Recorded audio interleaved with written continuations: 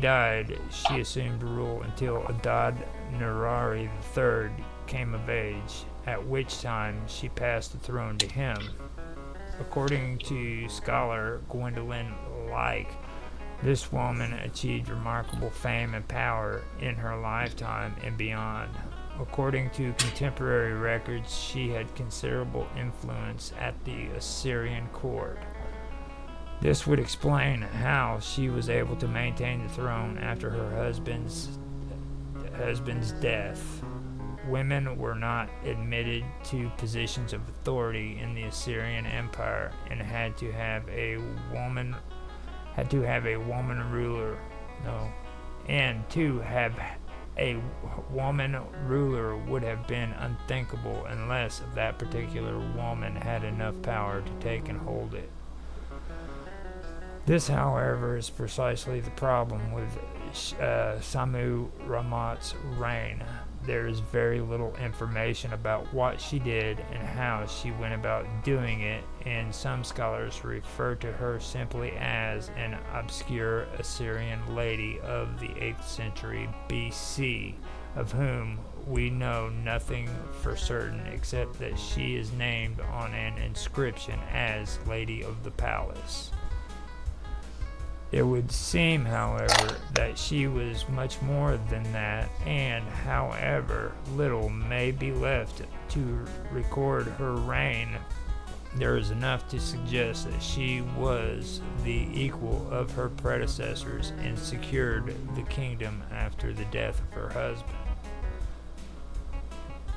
Now, that is her ancestor.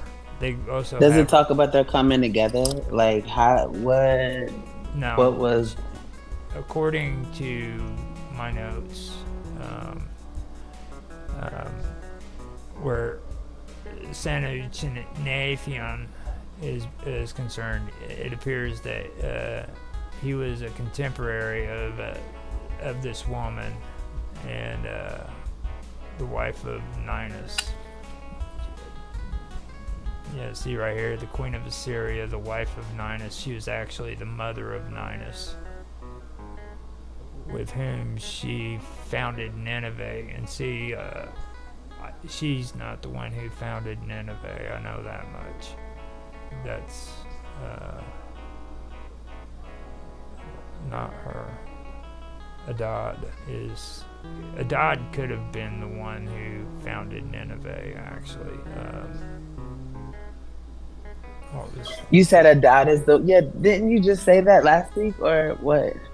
Yeah, or 2 weeks ago? Nineveh, before Nineveh was the capital of Assyria, it was actually freaking Assur.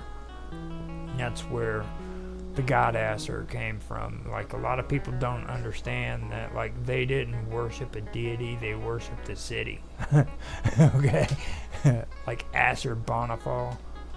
That was like the title they put at the beginning of Banipal's name, Assur. So they deified him. Okay. And the other day when we were having a conversation and we said, like Petra. Yeah, like, remember how we were talking about humans being deified? Mm-hmm. And then there was freaking supernatural deities, and then there was men that were deified. Yes, and that was what was the big deal, was causing an issue with the separation of the men and the actual goddess and gods. Yeah. Mm-hmm. Yeah. Yeah. This is kind of like an example of what I'm talking about. Like, Assur was a city, and freaking when a person became freaking ruler over Assyria, they usually took on the name Assur, which deified them to godlike status. And it made them a deified human, all right? But they worshipped a city, Assur, you know what I mean? They didn't worship a god that was supernatural and stuff.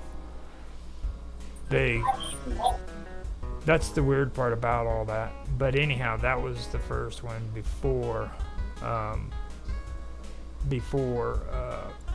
Nineveh. And then when they created Nineveh, Asher was still very important to them. It was a place of worship. They always went there, and like that was the place where their god was. You know what I mean? Yeah. So I gotta find out where that name is, though. What was the other guy that you just said and you read about the woman? Hold on. Shamshi-Adad. Yeah, and then when I looked, can you spell Shamshi-Adad? And because when I spelled it, it pulls up for me something completely different. It pulls up Sekhmet. SHAMSHI/ADAD.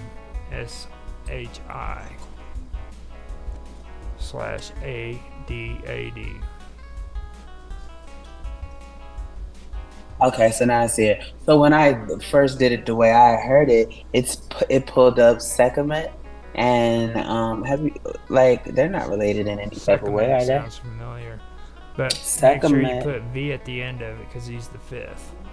Is the god of, it says the mistress of dread, and then it says she. You know what's funny? Excuse me. Also called Sekhmet is the Egyptian religion. Excuse me, a goddess of war and the destroyer of the enemies of the sun god Ra. And so, but it says Ra, it doesn't say Ra, but I guess maybe that's their pronunciation. But I also seen it written as Ra, so I'm not sure if it's a Ra and a Ra. But I know that Ra is. But then it says she's bloodthirsty and vengeful. She sounds like Tatiana. But I don't know. Minus the phrase. But Shamshi-Adad. Shamshi-Adad, and you said 5, yeah, because this one comes up 1. Let me see. Oh, it's the same picture twice.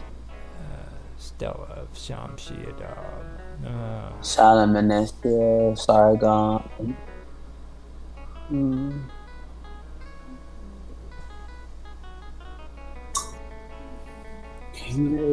Okay, Shamshi-Adad the fifth, king of Assyria. Samu-Ramad. That's who I was looking up. Samu-Ramad. I wasn't looking up Shamu. Like I looked up her, and that's how I got on that other Egyptian goddess about where. And then you said a different name though. You said you know about this one, but you don't know what was the first name. It was 2 people, and I feel like it started with an M. And you're like, you got to look more into them. You talking about Shalmaneser? Maybe that's what it was. How do you spell it? SHALMANESER. And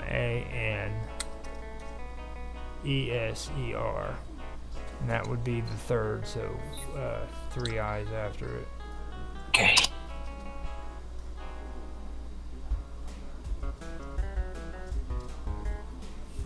Cool.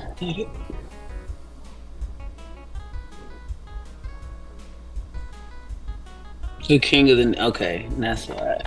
Neo-Assyrian Empire of the death of, okay, I got you. Oh, no. Now, I guess I am going to have to rely on the Wikipedia because the Encyclopedia Britannica doesn't have any information on them. It says the king of Assyria. Britannica says the king of Assyria has pursued a vigorous policy of military. That's this is Shamshi-Adad. Oh, okay. No, he was the king of Assyria between 824 and 811 BC. He was named after the god Adad, who is also known as Hidad.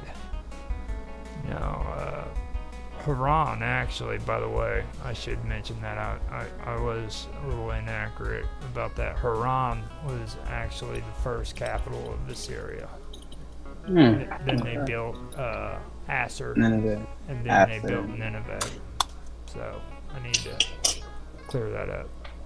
I don't know if you ever heard of Haran before. No, Haran, but for whatever reason, I feel like it's something that I've heard to where it's connected, but I don't know what it is. No, I don't want to tell you what it is. Haran's like one of the oldest cities in the world. And what's it called? How do you spell it? Hold on 1 second. I'm not big on like geographics. I'm not Haron.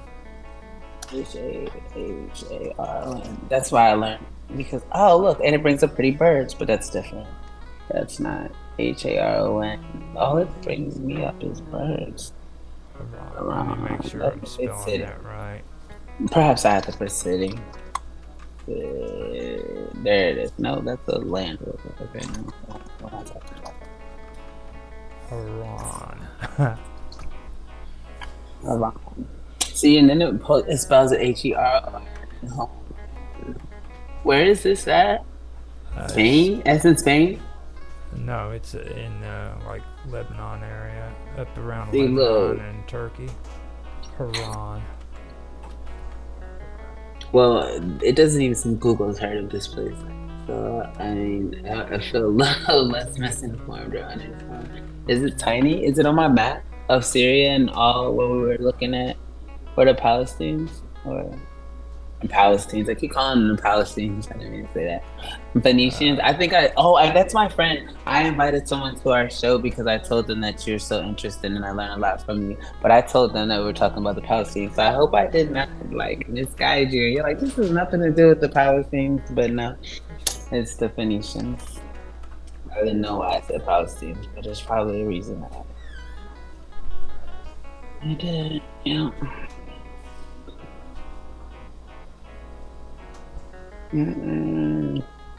Alright.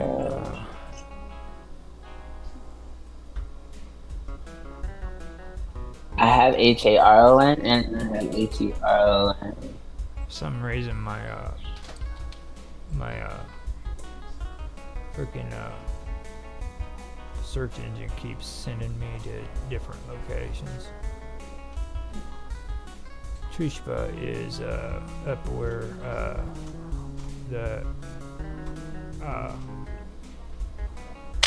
hierarchies were. Haran is Harran. Okay, H-A.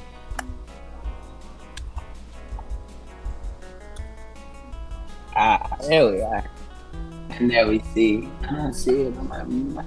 Here, let me see how I can get. No, not that map. Oh, look, they have little. Okay, so their little hut thingies look like miniature pyramids on the low, right? And they have ziggurats. Is that what it is? It's got a big stairs in the center. Well, see, I don't see the inside. I see the outside. Oh, look at this. This is nice. Oh, that's neat. So I want to go inside. I know it doesn't look like there's stairs, but there's people.